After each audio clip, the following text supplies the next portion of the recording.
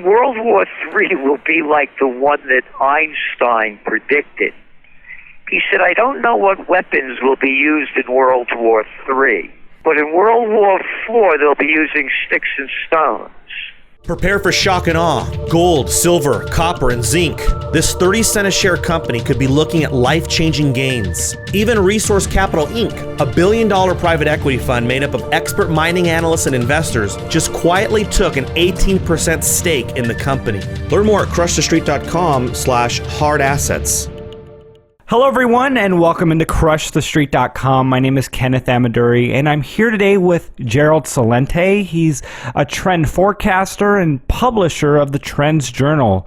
He's a business consultant and author who has made some alarming forecasts in our global financial markets. And one thing you're going to find out about my guest here, if you don't already know him, which I'll actually be surprised if you don't, is that he has a lot of heart. And first of all, Gerald, thanks for coming on the show with me today. Oh, my pleasure. Thanks for having me on. Hey, I really appreciate you. And let's start off with this. The QE, and I've heard you talk about this in other interviews, that the central banks have been creating, specifically our central bank, has been entering emerging markets. Can you tell us about how central banks are speculating in foreign markets and what this is creating around the world? Well, what happened was, with all the QE and the record low interest rate, this was considered hot money. In other words, they're pumping it out there. You're getting it for almost free. So what happened was that you had a lot of mutual funds and others loaning money getting money and investing in banks and corporations overseas and countries. So you have, trillions of dollars of loans that went into emerging market countries when their interest rates were higher, when their currencies were stronger. They were getting cheap dollars when all of this quantitative easing began. So now you have a reversal in the emerging market. So all this money that went into borrowing and investment into the emerging markets, it has to be paid back in dollars. So the emerging markets are submerging. So, for example, you're seeing currencies such as Brazilian real, the Malaysian currency, the ringgit, the rupiah, Indonesia, one after another, they're hitting lows because what's happened is you have a deflationary cycle in commodity prices because there's too much supply and not enough demand. And a lot of these emerging markets grew from their natural resources that they were exporting, particularly to China. So now that China's slowing down and the global economy is slowing down, so too are the emerging market economies. Their currencies are declining rapidly. So what does all that mean? They have these $1 trillion in debt that have to be paid off. And they have to pay it off now with a cheaper currency. Things went up on them. Because the interest rates in the United States are going up, and when they raise interest rates, finally, when they do, you're going to see these currencies devalue even more, which means they have to pay back more money than they have, because they're paying it back in devalued currency. But the debt is based in dollars. So the stronger the dollar gets, the more money they have to pay back as their economies are going down and inflation is going up. Mm. So what we have is an emerging market crisis in front of us. So this is an emerging market crisis. What's the dynamic of the global economy and how the U.S. is tied into it? I remember Peter Schiff back in 2008 or whatever, 2006, 2005, he was big on decoupling. The U.S. is the root of the problem, and we have the rest of the world, which is going to decouple itself away from the U.S. So what is the dynamic between the U.S. and the rest of the world? Do you see the U.S. collapsing for the same reasons as these emerging markets, or for different reasons? Well, for both. Everything's tied together in one way or another, in terms of exports, imports, and the central banks are all working in collusion. They talk to each other virtually every day, and you see the moves, for example, when the United States in 2014 ended quantitative easing. I believe it was October 27th or 28th of 2014. Just 3 days later, the Central Bank of Japan announced a bigger round and another round of Abenomics. So the markets go down, then they go up. So I'm saying it's all tied in, but I don't see the BRIC nations and the other ones picking up steam and leaving the Americans behind. The only reason the dollar is finding strength is because all these other countries are so weak. And when you think of the names, Brazil, Russia, India, China, and of course South Africa with the BRICS, Brazil's in a recession. Russia's in a recession. China's in a massive slowdown, ready to explode with all their excess capacity and excess housing. And then India, India's holding its own for what it is, but, it's no joyride. So the United States is really tied into all of it, and it's a global issue. It's a global recession. You're hearing it now from the Organization of Economic Cooperation and Development. You're hearing the IMF downgrading, the World Bank downgrading, the World Trade Organization downgrading growth, one after another. It's a global recession. But remember, all of those emerging markets have to pay back that massive debt that they accumulated when commodity prices were going up, when China was booming. They have to pay it now back. They have to pay it back in dollars as their currencies are declining. So the dollar is only strong because all these other currencies and countries are weaker than we are.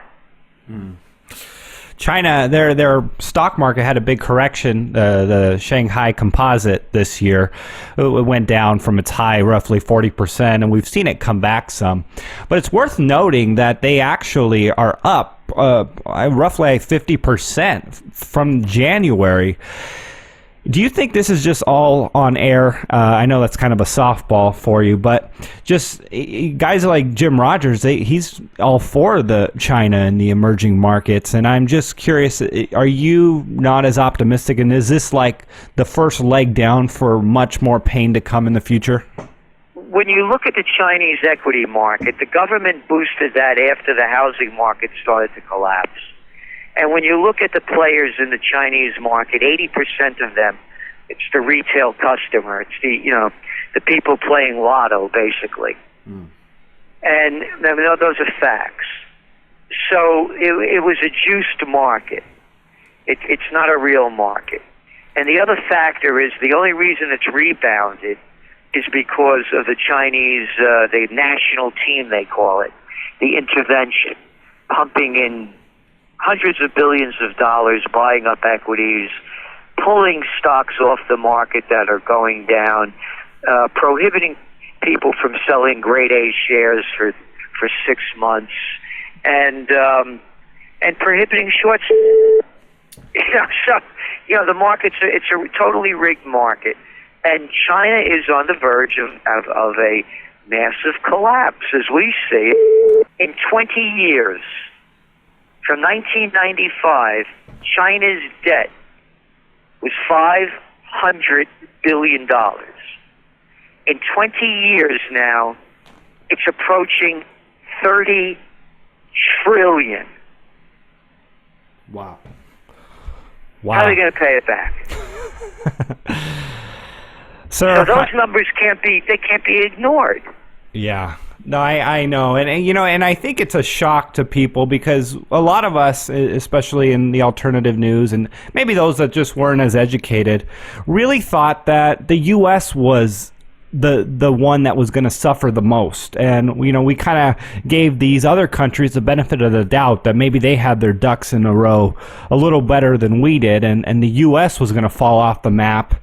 And these emerging markets were going to kind of pick up the slack and absorb all the demand that the U.S. and it was traditionally taking up. So, I mean, and what you're saying is that there's problems in a lot of other places and major bubbles being created. So, yeah, there's some $25 trillion worth of speculation went on, and debt load has increased.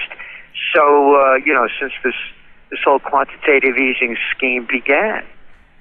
So there's really no way out of it.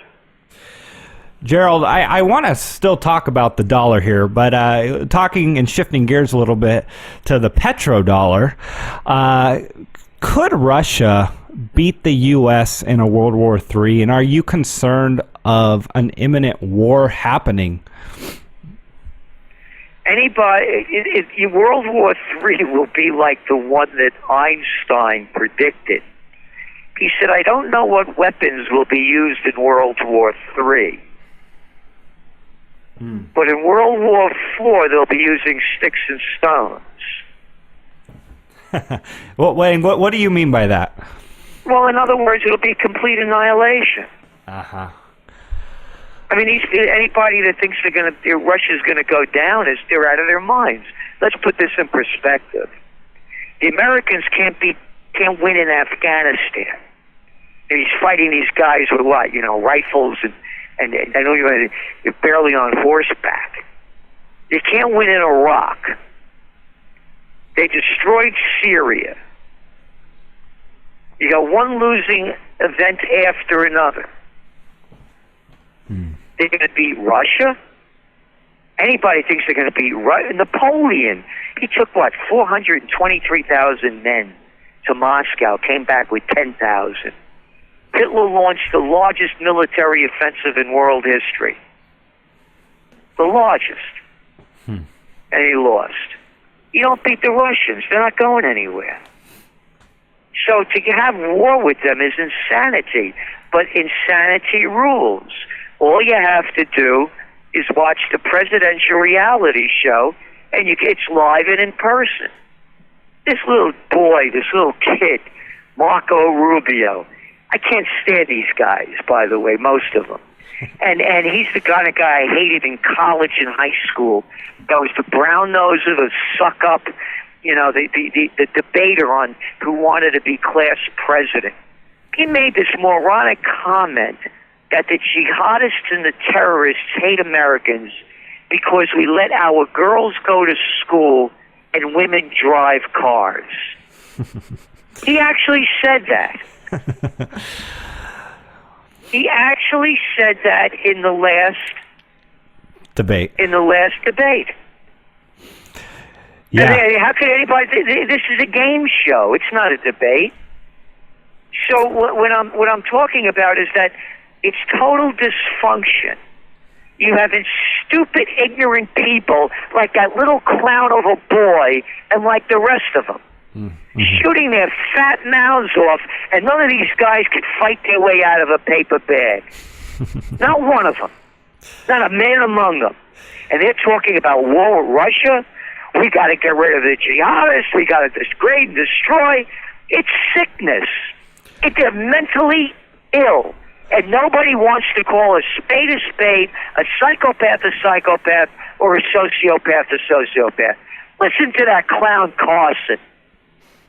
I was awarded a scholarship, he writes in his book, to West Point. Well, I wasn't awarded, and I never wrote that. I only wrote it in words, because now I'm going to lie and make up another bullshit story.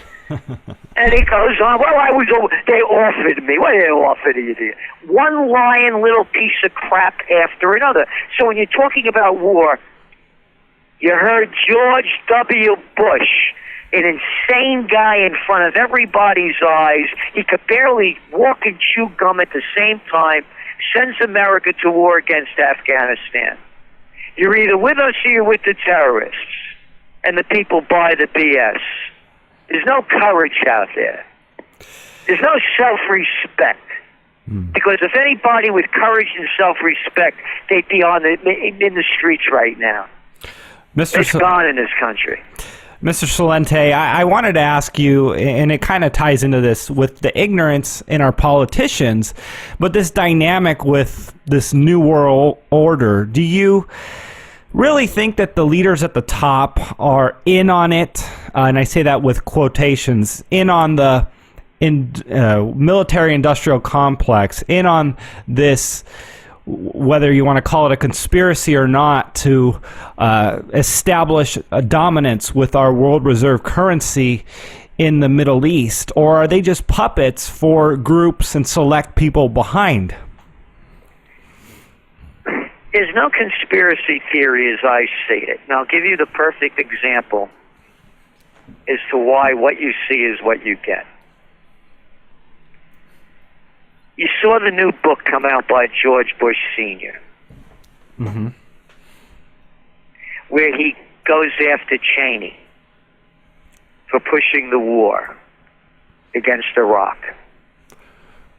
And then you read the comments by Baby Boy Bush in his book, talking about how he met with his dad on Christmas Day at Camp David in 2002. And he uses the words to the effect that, only the president could make these decisions.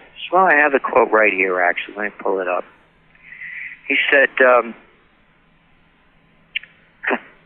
we talked about the issue, however, over Christmas 2000 at Camp David. I gave Dad an update on my strategy. He goes on to say that,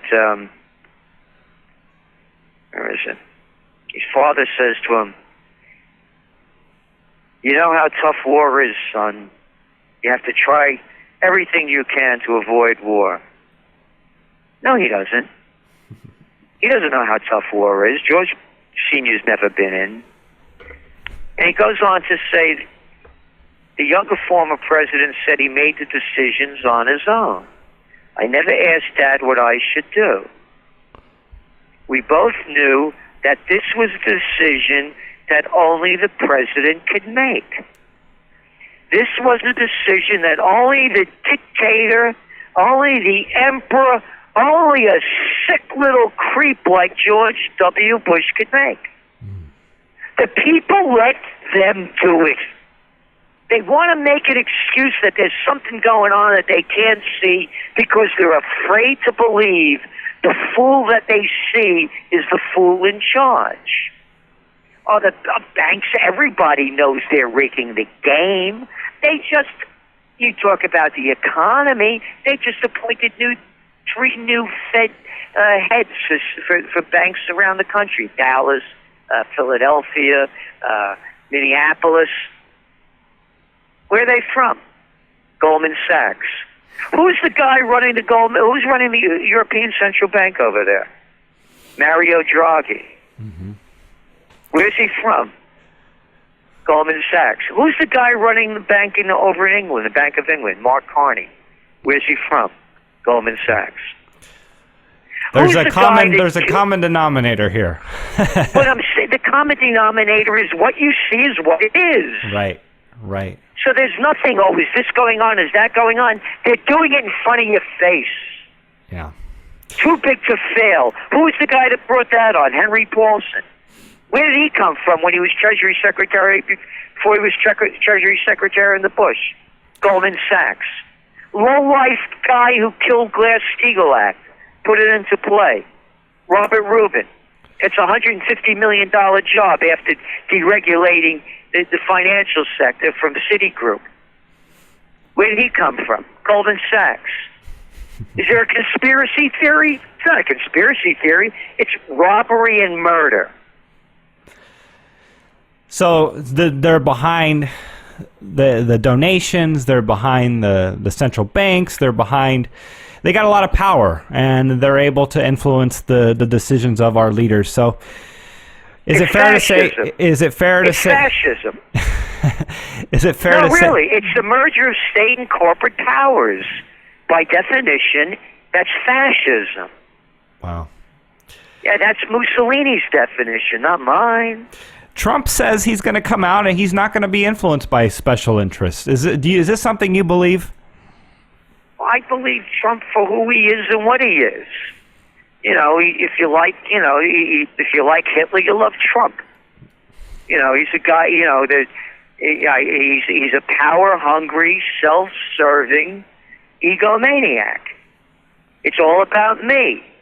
All about me. Did I ever tell you about me? Let me tell you more about me. I can't stand these guys like Trump. He complained that the wages are too high in America. And that people have to work harder to get their way up. Here's a guy born on third base and thought he hit a triple. His old man left him an estimated $400 million. This guy's lived on Easy Street his whole life, and he talks like, I'm so great. I'm so great. You got there because of your old man, little boy. Yeah, not a whole lot of people are pointing him out on that. And, because you got a whole bunch of little prostitutes out there with the size of the cojones, the size of mothballs. Gerald, there's a lot of problems out there, and as you pointed out, the economy is very unstable, a lot of volatility. Where's the value that you see at the moment?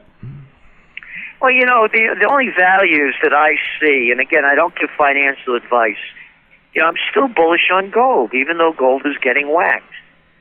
And because why would I want to own any of these currencies? Why should I? I mean, I can see that. I mean, what is the United States? Going on to $19 trillion in debt, and that's without all of the, the other things that we owe, the pensions, the benefits, the Social Security, and all that. It's like $250 trillion or something.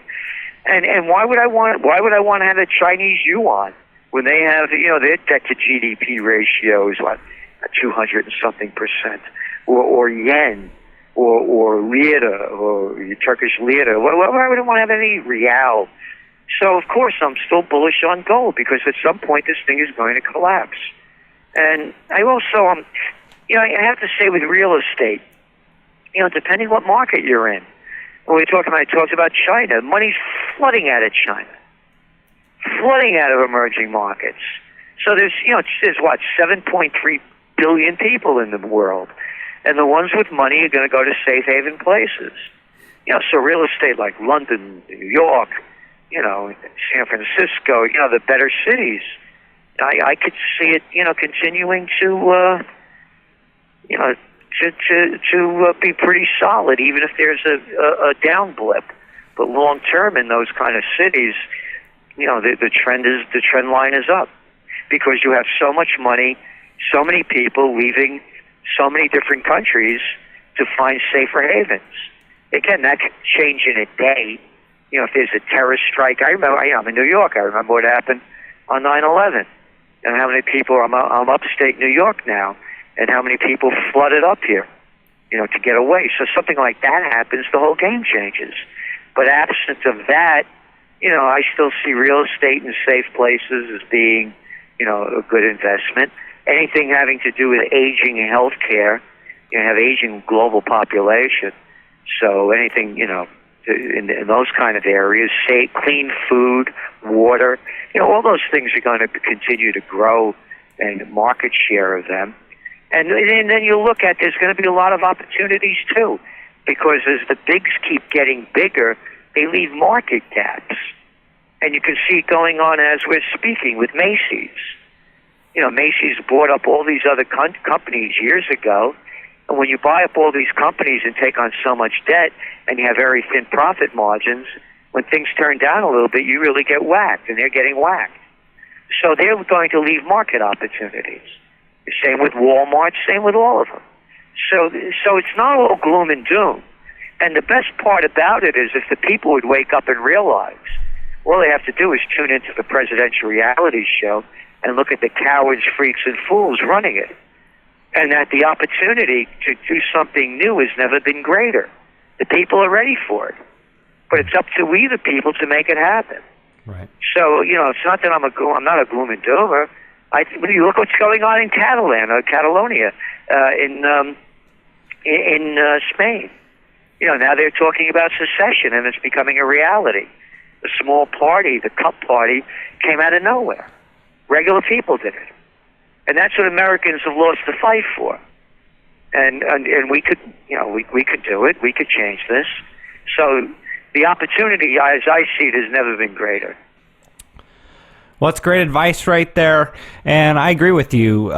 Facing reality isn't being a doom and gloomer, it's facing reality, and once you're able to do that, you can make decisions on how to thrive in this new economy. So we're definitely going to have your links in the video description. Mr. Celente, thank you so much for joining me today. If people wanted to reach out to you and maybe learn a little more about what you do, would you just be able to just share in 30 seconds to a minute about what they will find and what they'll get? Sure. Our website is trendsresearch.com. It's plural, trendsresearch.com. Of course, we have the Trends Journal, the Trends Monthly, Trends This Week. And each weekday night we do a broadcast, Trends in the News, and we have conferences. We're having another one that's going to be down in Florida, actually, a 5-day conference, but it's going to be more than just a conference. It's going to be a whole health healing. There'll be a whole event. You could find out more about that when you go to our conference links on our page, trendsresearch.com. And again, we're the only magazine out there that we know of that publishes history before it happens. And we have a discount request page there for people who can't afford the full price. And, there's no risk if you don't like the Trends Journal. It's a full money-back guarantee. So we're doing a lot. And, of course, we also launched Occupy Peace this year. And our website's occupypeace.us. Bring home all the troops, no more bases overseas, secure the homeland, rebuild America, put the money back to work to rebuild America, and force Congress to vote to go to war, rather than giving the emperor-in-chief the right to do it, as we are right now in Syria. It's against the Constitution. Congress has not voted to give the president the power to go there, and Congress are a bunch of cowards, so they refuse to do it. So it's up to we, the people, to make the changes happen.